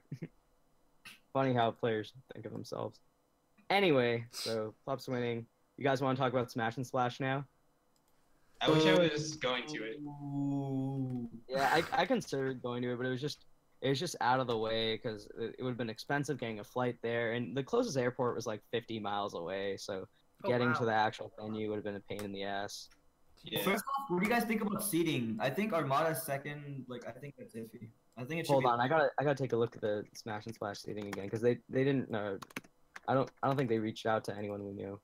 Yeah, they had Armada second, and then well, I don't remember the others, but I think that's what really bugged me though. M2K's fourth. Right? Yeah, I don't want to too much about it or whatever, but I do want to take a look and see what kind of matchups that we could get within top 64. Hold on, my web page is being Armada. I think he has a good shot at winning this event. And that's totally not me just talking about having Armada on my fantasy team. Dude, it's been so disappointing. There's only been one event he's gone to all year that we graded fantasy. Where's my winners semifinals Armada guarantee or Armada guarantee in winners final? That's what I need. You'll see, guys, when Armada's back. Oh, it'll be sick. So Armada will. Edwin, can you throw the seating in the Twitch chat? Yeah, sure. Okay. Yeah, I'm having trouble trying to find the link. No, it's okay. Yeah, I don't know. I didn't really. I just want to look at the matchups that we could be getting. So we'll get Armada versus Red. Oh boy. And Armada versus Pew Pew. Okay, that's kind of. I mean, I think Armada is definitely favored, but that's kind of interesting. Then Armada most likely versus Wizzy or S2J. Wait, so is seeding finalized then? Well, this is just based on this thread. So, yeah, it could change at any time. But I think I can't see Armada losing before winner semis, except like maybe to Wizzrobe if there's like a 5% or 10% chance. Yeah, no. Has he played Wizzrobe since that really close set at Summit? I don't think so. What happens with Armada is once someone does that to him, they go into his radar, I think, and that does not happen the next time. Well, yeah, no, they did play because didn't Wizzy they went to Dreamhack winner or Wizzy went to Dreamhack winner where he 3-0'd Leffen in losers and then got 3-0'd by Armada. Yeah, and that's what Armada does. He's that brick wall, as you once said, Edwin, and if you give him a challenge, he's not gonna let you go the next time. Yeah, I mean, I think Wizzrobe is like, I think he's just under the caliber of like being able to compete. Yeah, I agree. Like it's not impossible. Like I definitely see it as as like a doable thing for Wizzrobe. Is that like I see it more doable for Wizzrobe to beat Armada than to beat Mango. Yeah. Is that crazy to me or like reasonable? Or Plop, right? Yeah. Mango or Plop. I think he has a better shot being like significantly better shot beating Plop than beating Mango. Whatever you just said, I think I probably agree with it. Robot. No, what about compared to Armada though? I feel like he's more likely to be Armada than Plup. No, I I don't don't think so. Who? He's gotten close to beating Plup before. Like really. Okay, I mean, Same yeah, same with I just Armada. remember the times when Plup's shutting him down completely. It looks sort of like when Mango's shutting him down, but not as dominant. Dude, when Mango Yeah. shuts down Wizzrobe, it's like Sometimes it- Plup will just lose, dude. Okay. You watch him versus Zane at Summit. Dude, Like oh, Armada never has those games, dude. oh, I can't watch that. Like even the worst Armada. Do you remember like Big House Armada? oh, he And, was like, playing oh, so yeah. bad. How awful he looked at that. And then like he still beat Mango. oh yeah, like, bro. like Dude, that's Armada, the Big worst House- I've ever seen that guy play. Dude, and we he's were still- talking in chat. Remember, we were talking. We were like, "This is literally the worst we've ever." We were like, "This Armada might lose to like just someone beyond his level, like or under." Like it was really, It's still beat Mango. yeah. We could see, let's see Armada, SJ. Who does SJ play? SJ is seeded to play Ginger. Do we think that has any upset potential? Ginger hasn't been as solid as I thought he would be lately. What's Ginger talking? He's alright at that matchup, isn't he? He beat someone good at that matchup recently. He got I think he beat- 3-0'd by Wizzy. I don't remember him beating a good Falcon recently. He got 3-0'd by Really? I Wizzy feel at like- Full Bloom, I think. I might be misremembering something. I thought he beat a Falcon at some point, relatively recently, like within the last year. I might be wrong though. No, you know what? I'm getting mixed up. I'm getting mixed up with Gravy beating Axe and Axe Yeah. also losing to Gravy. Wait, that happened. And my mind just circuit completed Falcon, Ginger. Dude, That's what happened. the So most ignore me. the IBDW M2K's has potential to be a really cool set, but maybe I'm just. Or do you think it's? I think you're on crack. I don't think that's. Oh, you think M2K's just gonna like? I'm a big IBDW fan, and I don't think it's gonna happen. I think it'll be cool, like the way Moki was. Moki was cool. Yeah, can okay. take a game. If you're Come saying that, then yeah. Yeah. I'm not saying he'll win. Ooh, but- we're- Yeah, I don't think he'll win, but he can take a game. I'm trying to change my vocabulary to be more melee stats-ish, where like game 5s are cool, and Yeah. Brios with interesting things in them are not that cool. How do you guys feel about the Axe Leffen rematch? I still think Leffen's got that in the bag. Leffen's got it, but Yeah. Even after Flat Iron? I mean, it wouldn't be surprising if Axe won. He would just have to be playing really, really good. I think that Axe can beat Leffen at the top of his skill range. Yeah. Well, Leffen has to be playing under. Or like subcon. average-ish. see, how do you guys think Leffen played at Flat Iron? That really surprised me because I was talking to someone that was watching it, and I was just like, Axe is not. I mean, Leffen's not gonna lose. Leffen plays so fundamentally sound, and he just counters Axe when he's playing well. Then I was proven wrong. I thought he was playing like, like The first side he was more sloppy, or in grands. In winners he was fantastic. Yeah, I felt like that's like the real Leffen, like against Axe. yeah. No. Sometimes people just don't play as well. Yo, I hate to harp on AbsentPage more than we already do, but AbsentPage has a potential run through Lucky, and then if he beats Lucky, oh wait, no, he has to play Axe. Dude, I want to see That'll be AbsentPage really hard Axe. for him. How do you He think? might be able to do it actually. Yeah, Thinking I about can it. see AbsentPage doing that. Like, I mean, if AbsentPage could, if he could beat Duck, and I know Duck wasn't playing that well, if he can beat a subpar Duck, like if Axe is playing subpar and AbsentPage is like playing really well, I don't think that's not too crazy, is it? Yeah, no. When Axe was playing bad, Ginger beat him. So I mean, I don't think Axe doesn't have to be playing as bad as he was at Full Bloom 4 for AbsentPage to beat him. I don't think. Yeah, no, I think it's pretty reasonable. Yeah. When was the last time Swedish and HBox played? Because they had like 3 or 4 sets in a row where they all went to game 5 like last stock, and Swedish would lose in some like soul crushing. No, there was a big house when he did a tech error dash attack. Like Acebox was shielding and he meant to dash grab and he accidentally dash attacked and he just died at 0 or something. Like Yo, shout out to Smash and Splash 2 when Swedish Delight went Luigi in grand Luigi. finals with HBox and took a game. yeah, The guy. on Yoshi. It was so stupid. HBox's face after he lost the game was like, no. Yeah, because Swedish's reasoning was that he went Luigi against Prince Abu, and he was doing much better than Sheik. Let's see. Oof. No, the thing. Yeah. Even if Westballs somehow beats Swedish, or Swedish loses early and Westballs gets that 16 spot, he still has to play H-Box. God damn it. Oh. Poor Yeah, Wes. when you're in like that zone where you have to play like H-Box or Armada, first round of top 32, that was just such a rough spot to be in. Can we get Duck Leffen? Oh, we get Duck Leffen. What do you know? I think Leffen will win that really handily, actually. Yeah, Leffen looked dominant against Hugs, and then and he stopped Plup from going Samus on FD. So it's likely that he's just gonna try. Did he stop Plup from going Samus? I'm pretty sure Plup just went to Fox.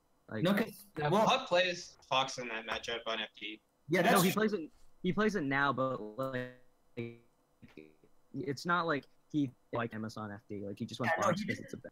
He didn't directly cause Plup to stop playing Samus, but he kept edging out those games. Like the same way Zane edged out the game on FD at Summit. So I'm not sure if Plup will go Samus again. But yeah, no, I think that Leffen looks good against Samus recently, and yes, he grinded that matchup out a lot. Yeah, no, Duck definitely coming off of a loss to AbsentPage. So oh yeah, that's true. And Duck also has to play Lod before he likely plays Leffen, which is kind of scary for Duck, I think. Yeah, that's one of the worst matchups in the whole game, according to win race. But it's one of the it's useless knowledge. I love that matchup. It's one of my favorites. From both sides. I feel like Leffen's playstyle actually is good against Samus. That's why it surprised me when he used to lose. But I don't think the way he used to play it was very good. I think he'd get really tilted early on. Like I just mean like in general, like his balance of like lasers and the way he plays against floaties with all that Armada practice. They're not really similar. So like SDI is really different. None in Cyrox could be really different, but I just mean the general idea, like the macro. Like it's I feel like the macro is really different. Hugs, in that matchup. Like a lot of it revolves around shielding, which is not so good, like versus Peach and other floaties. Oh, okay. I don't know. It feels really different in my head as a Fox player, but no, I mean it's any player. I just mean like the idea of like I don't know how to explain it. I'll like go into detail another day. But even as Puff, it's like very different than Peach or Puff, like Samus. But what do we think about Zane and Amsa? Does European Amsa have any chance or no? Yeah, I think it does. I think it depends on a lot of things, but Zane can randomly lose in that matchup. I can't wait to get yelled at for saying randomly, but like I don't know. There's a couple of matchups where I feel like Zane is like a top 10 player, and other matchups where I feel like he's like just a normal top 50 player. And Sheik is definitely one of those top 50 player matchups for Zane, I think. Which just makes him more weird. Rishi versus Wizzrobe. Thinking. Is Rishi good versus Falcon? I don't know. He's good against slower characters. Because he's a cerebral player. Am I right? Yeah, how do you feel that? He's playing Wizzy. How do you feel about that? Yeah, that's out of region. It's out of region, so. Let me see.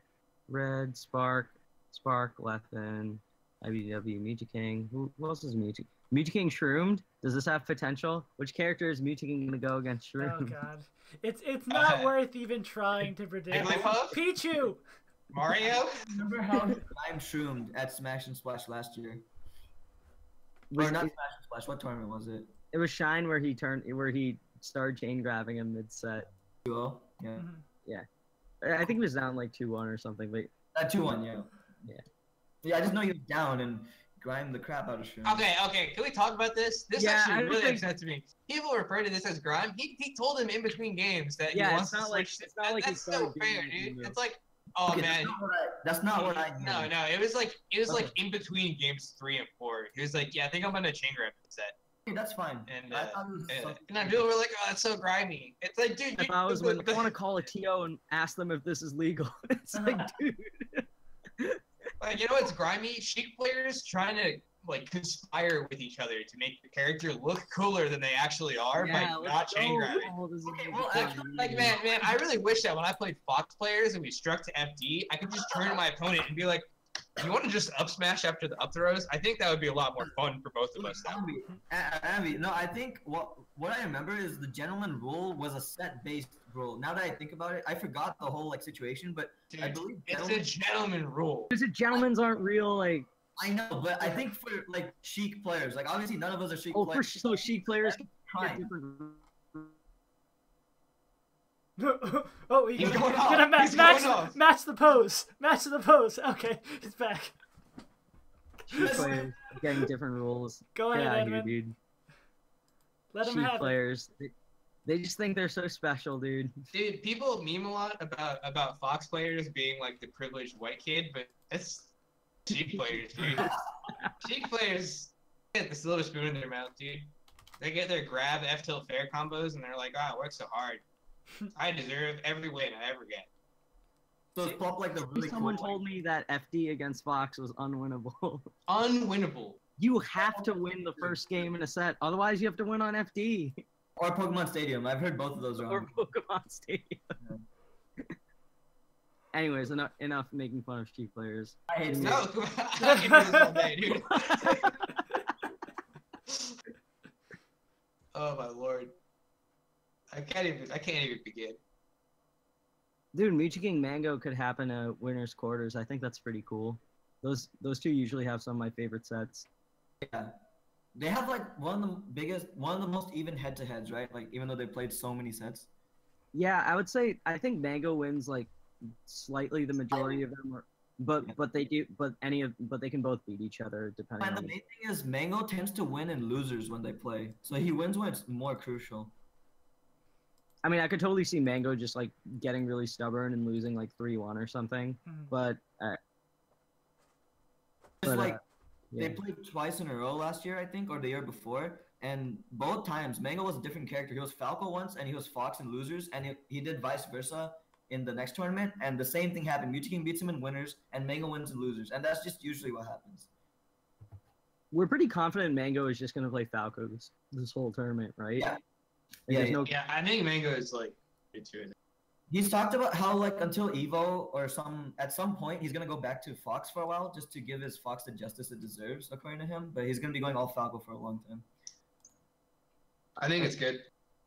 You think he'll put out like Mario against Axe on FD, or do you think he's scared? yeah. Alright, I know that we're all like pro Tafo in here, but I really didn't like the whole idea. I think the only reason Dude, it worked, I said this in chat, and you guys all like, oh, like Tafo is the coach. He knows what he's doing. I don't know. I think it worked out for Mango because I think Axe was like, I'm not losing Pikachu Mario. Right? And I think from that lens, it was like 200 IQ in terms of like, if I go Mario, Axe will switch to Young Link because he's too honest a competitor. Or is too afraid of losing. Yeah, I wouldn't say honest. I would say Whatever, like whatever motivation you project onto Axe here.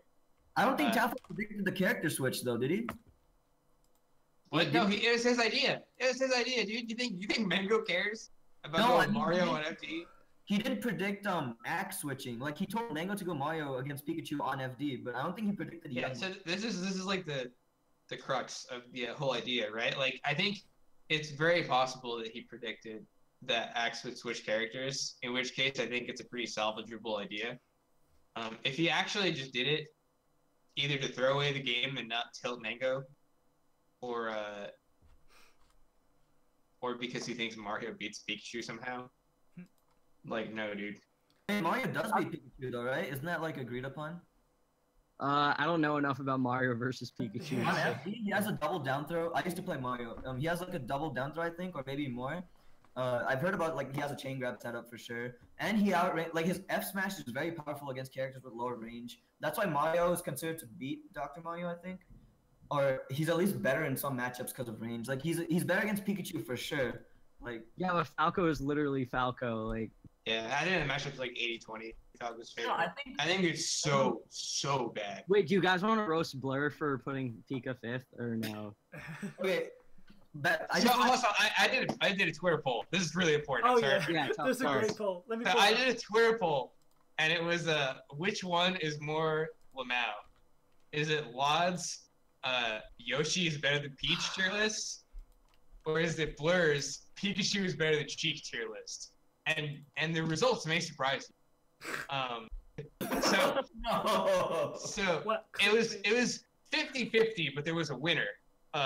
Because there were 101 votes.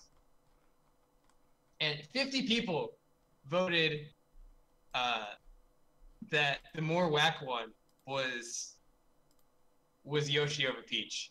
And 51 people voted that the more whack one was Pikachu over Sheik. So Blur literally wins this poll by the Blur pixel. Literally The Crimson. 50-50, 101 votes. Like, this is the most phantom hit of polls ever created. It's true. Yeah, it's true. Look at this. It's 50-50 with a winner. I can't get over it, dude. This is the funniest thing I've ever seen. So dumb. Both of these are so dumb. This whole thing's so dumb. That's like all. Just staring at that. That's the only thing that comes to mind. Oh, man. Those I Falco. wonder, like, what his. I want to, like. If we ever got Blur on the show, that's the first thing I want to ask him. Like, what is his What are explanation? you thinking? Like, did he think, like, oh, like, Axe beats Marth all the time. Marth is the best character in the game. Pikachu is 5th. Like, what's his line of... Pikachu's good for a long time. He thinks Pikachu's matchups against Peach and Puff are overstated, and he thinks Pikachu beats Marth and Falcon, I think. And he doesn't think that Falco Pikachu's 80-20, even though it probably is. I mean, not 80-20, but it's pretty Yeah, I think it's 8-20. I think it was one joke. I think it's real bad, dude. I think it's at least 6-5, 3-5. No, I just wanted to go back to Mango on FD real quick. Like, Mango's talked on stream about his confidence on FD. Like, he likes FD against Peach. And he had that SmashCon set against M2K's where he won 2 games, I believe, on FD. Or he won, like, at least 1 game. And he has confidence. So I wouldn't be surprised to see him stick it out against X. Like, he's made X go to Fountain instead of FD with his dominance in Falco Pichu. So I could totally see him do that. Okay, but... Yeah, so I guess that does tie him back. Like, we all think Mango's just going to go Falco, right? I think so. Agreed. Hmm. Yeah, I mean, he can beat anyone with the character, really. I'm looking at more of the seeding, trying to see if there's any other potential fun matchups that we could see. Save is such a troll. I just copied what the person said above me. I love copy pastas. Oh my god.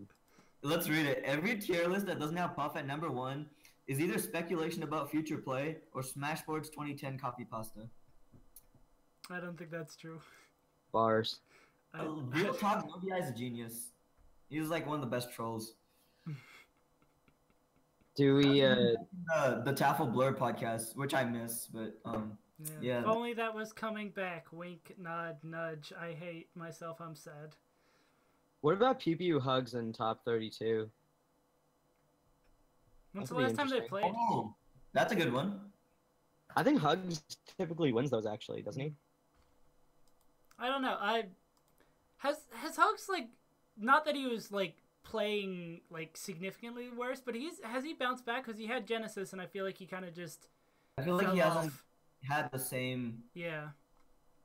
When he lost to Ryan Ford, he's been like on that little slump. That set against Ryan Ford was Oh so my wet. god, that was I feel like was that's ridiculous. broken bad. I don't know. That's a real tilter. You don't. The amount yeah, of rolls. Yeah, no, he was Yeah. he was playing super bad. Yeah, I'm looking at obviously these are just placings, so they don't mean much on their own. But like 9th at EGLX, 9th at Full Bloom, 9th at Flatiron, 13th at Summit, 17th again on my level. I feel like he's just been like at the same like top 15, 20-ish level. I can't think of any like really big wins he's had. Yeah, and he hasn't had any like terrible losses, right? Like Ryan Ford isn't like bad. Well, it's bad, but it's not the worst. I wouldn't even say it's bad. It's just more like it's just more like it's a surprise. It's a surprise loss. Don't think. We lost you. Same. Yeah, but I mean, I do think it was a reflection of his historical struggle with Sheik. You know, Yeah, I mean, Sheik Samus is tough. Sheik Samus caused Plup to happen. So. Do we have any different thoughts about the Mango 2 months later, or no? Just I was looking through Hugs' results and saw the Mango and remembered that it was an We're event. still gonna talk about this The tournament. mango's Wait, just... we talked about the Toussaint at Summit. Hugs lost to Toussaint. That was a pretty bad loss. Is that bad? I kind of expected. No. So hold on, like Hugs benefit from losing that set. I think Hugs threw that set. Practical Task Are you ruined the kidding me? format. You're calling no. out Hugs' I'm entire- not Practical calling him out. Task I would've made thrown the it worst too. format of all Ooh. time. Swiss is dumb. It's not. Yes. I was a fan of the He knew format. he was gonna he had to play like Wizzrobe if he won that set. And like it didn't make a difference in terms of where he would get out. Like it's like you have to play SFAT or you have to play Wizzrobe. It's like I'd rather play SFAT. I'm a Samus player. Why would I want to play a Falcon?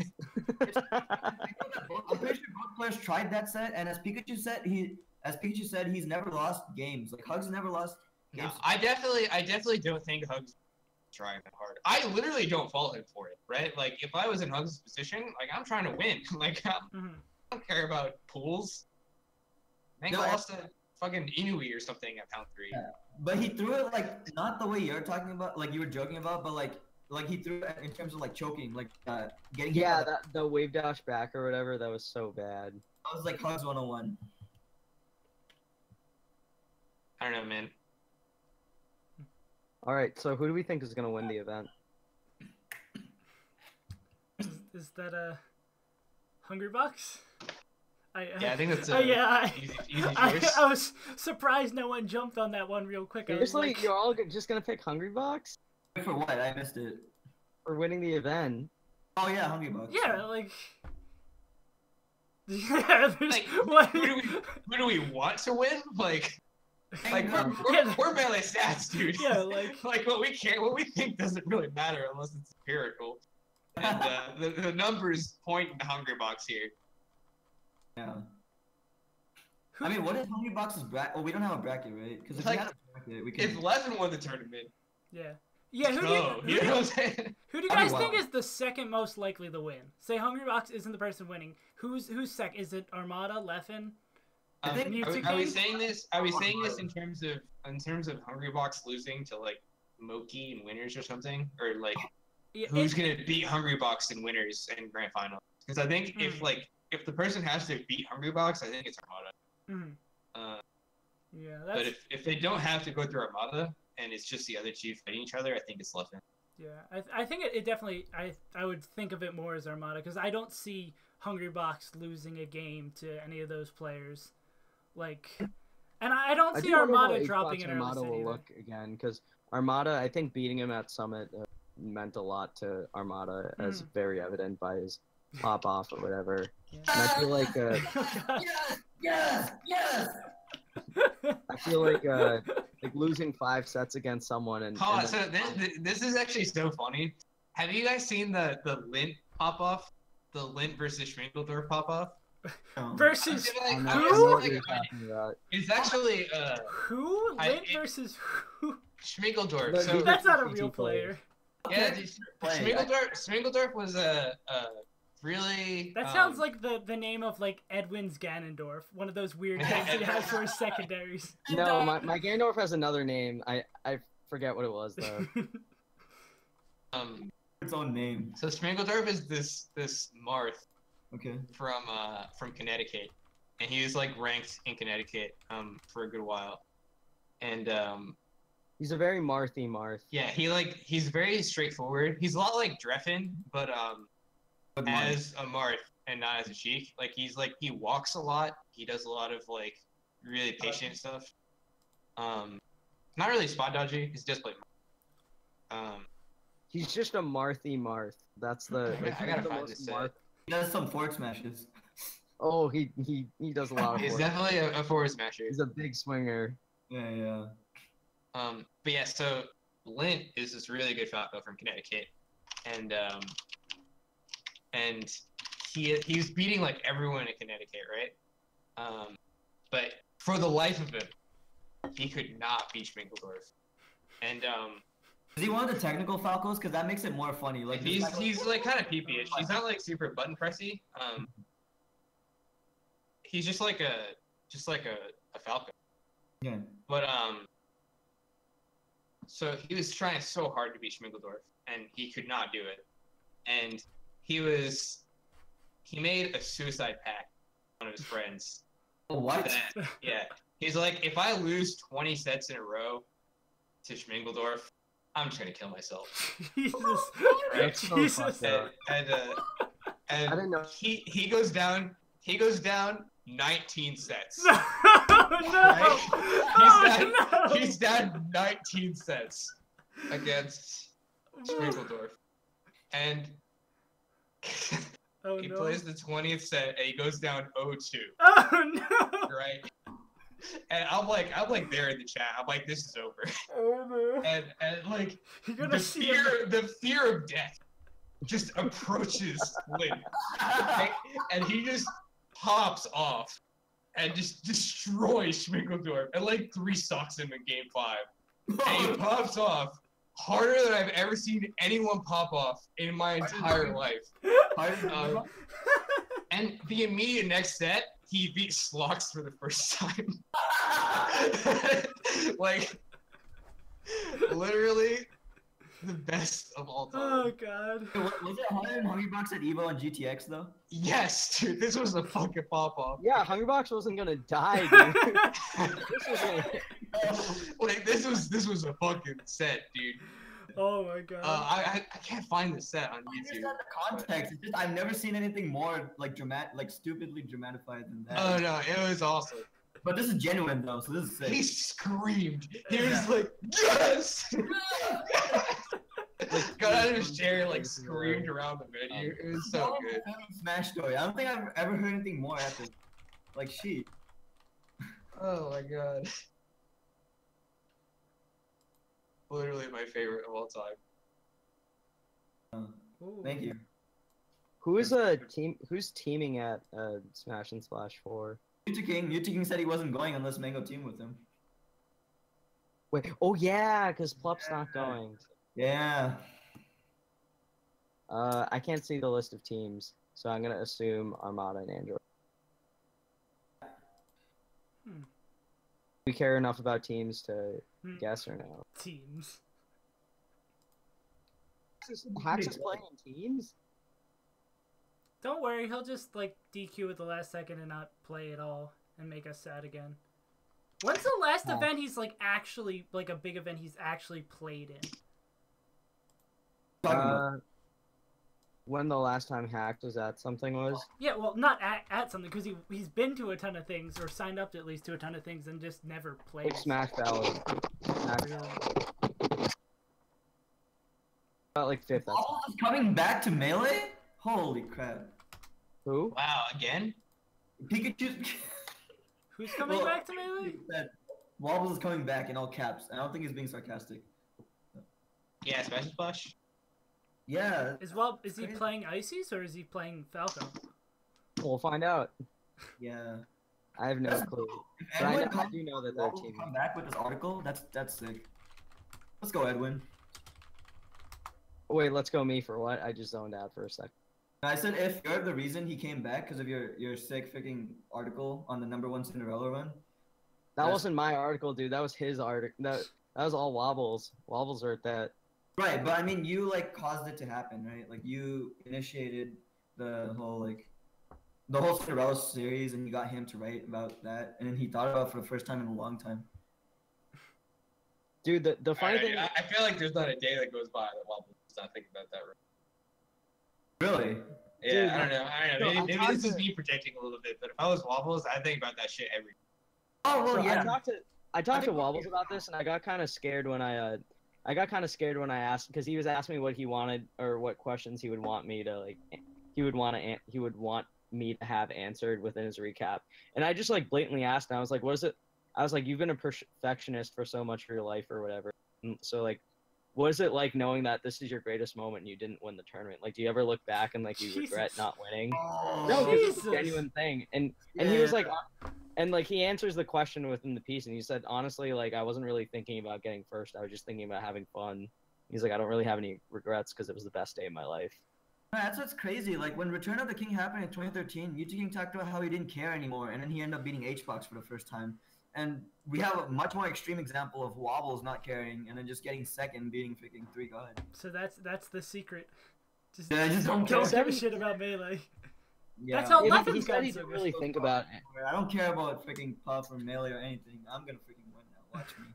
Well, I mean, he definitely cared, but like I think he was just in the moment, Yeah. or that's what he told me and what he He wrote. explained it in a good way. It's still hard to understand, but I sort of get what he means when he explained. Yeah, so when he was writing his piece, I initially asked him for just like 4,000 words, but I think in total it ended up being like 7,800, and a lot of it was very gameplay related or Wobble's take on the ice climbers in different matchups. And you know, looking through it the first time, I was a little more strong with the edits because I wanted to make sure it was readable for most people and like that was focused. But upon reading it the second part of it, I just kind of let him say what he wanted because I thought it would be more powerful, like from his perspective, what he was thinking of, you know, like especially the way the metagame was back then and wobbling being legalized and everything for that Evo, which a lot of people forget. Not that it doesn't tarnish Wobble's run or anything. It's just like it reflects his whole journey through competition or whatever. Like using it actually made me like, you know, Nintendo's whole tweet longer on quitting Icy and the meta and everything. I felt like what Wobbles said about his Evo run kind of added to that. Like when he talked about people not killing Nana and how the meta is gonna change and people kill Nana quickly. Wobbles is like brief dismissal of what he and Fiction told each other after the set was so funny. When he was like, Fiction called me lame, I said some words to him, and then I gotta ask Fiction about that, or just Wobbles directly, like, hey, so what did you tell Fiction? Yeah, well, yeah, I don't know if it's something that they would be down to talk about, but No, obviously not. I suspect it was definitely quite colorful and something that I couldn't. I mean, actually, speaking of ice climbers and Fiction, though, shoutouts to Fiction's ice climber guide. It's really hard to understand like right away, but it's some good detail about the different types of AI Nana has. And I was starting to see some of it like in my last few sets with Ices. He goes through a lot of AI states and their different properties, but I started to get like a gist of some things. I also really like a Chokenator's guide from 2016. That's a pretty good guide on like how to deal with the ice climbers or whatever. Link, I want to check this out.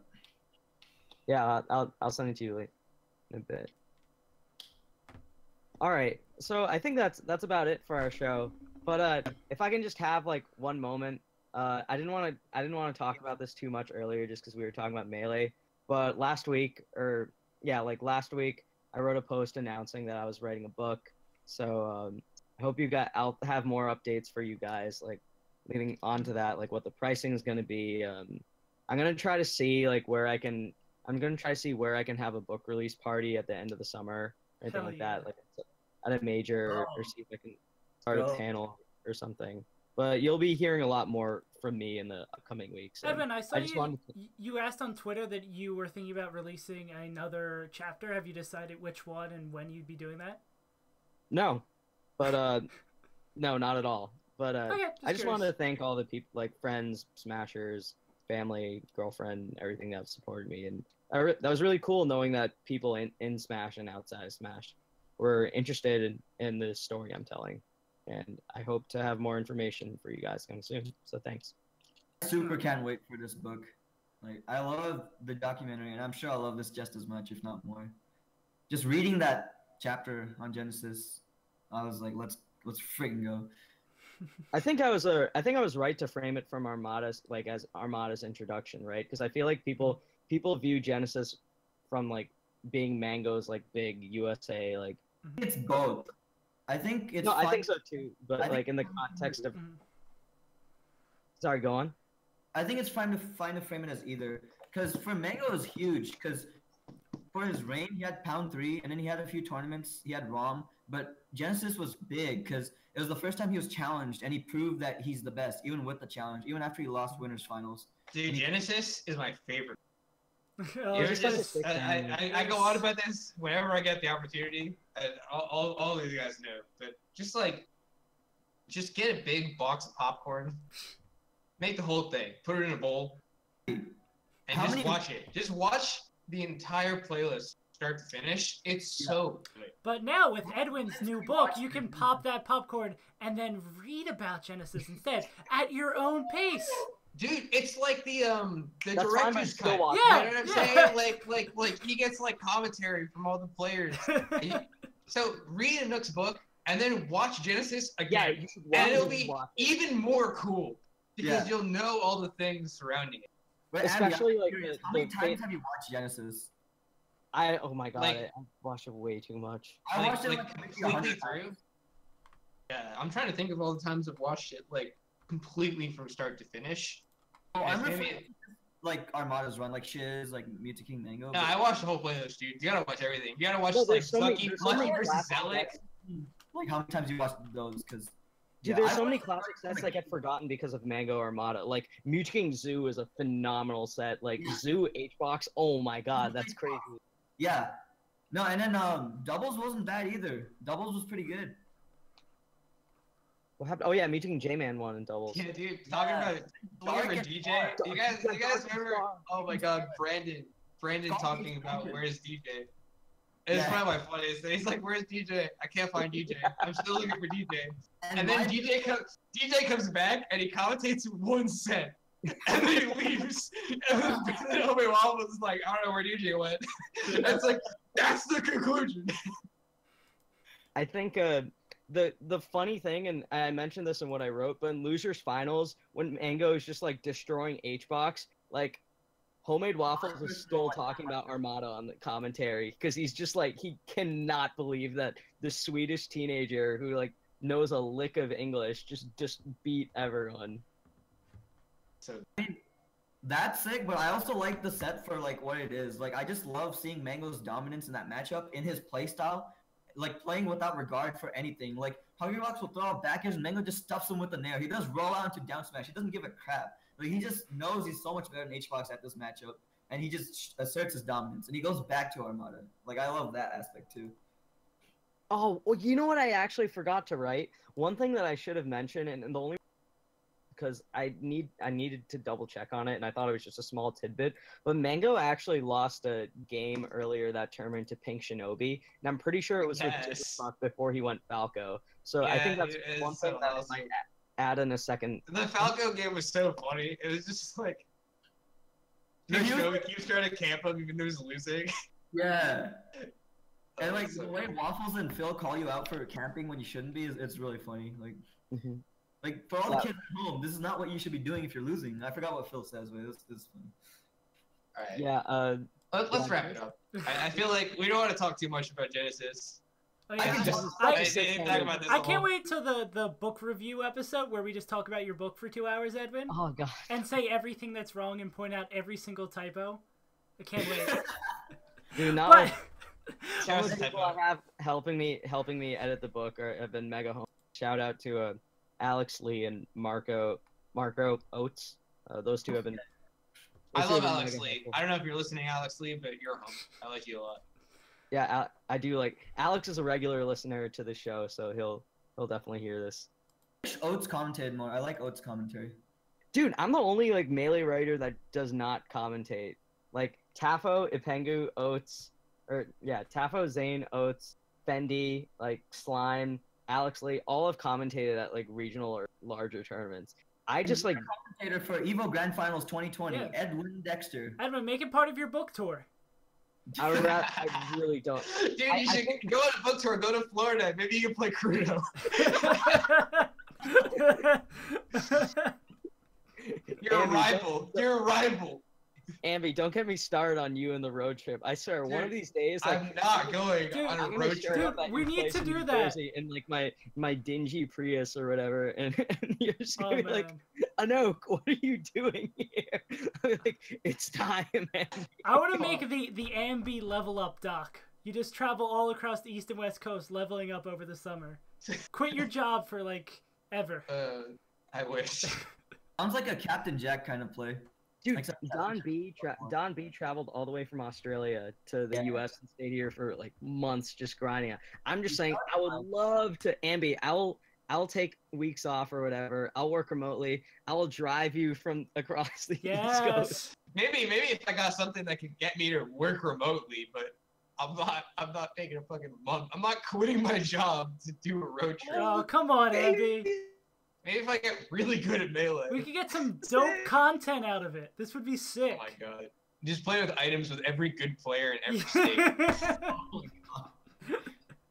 Oh, one last thing before speaking of players who are good with items, if you guys the people that like follow NorCal lore or whatever, the actual master of items and like stupid stages is Alan. People don't know this, but Alan is actually a beast on like jungle japes and like with items rule sets or whatever. He's low key incredible. People don't know about this. All right.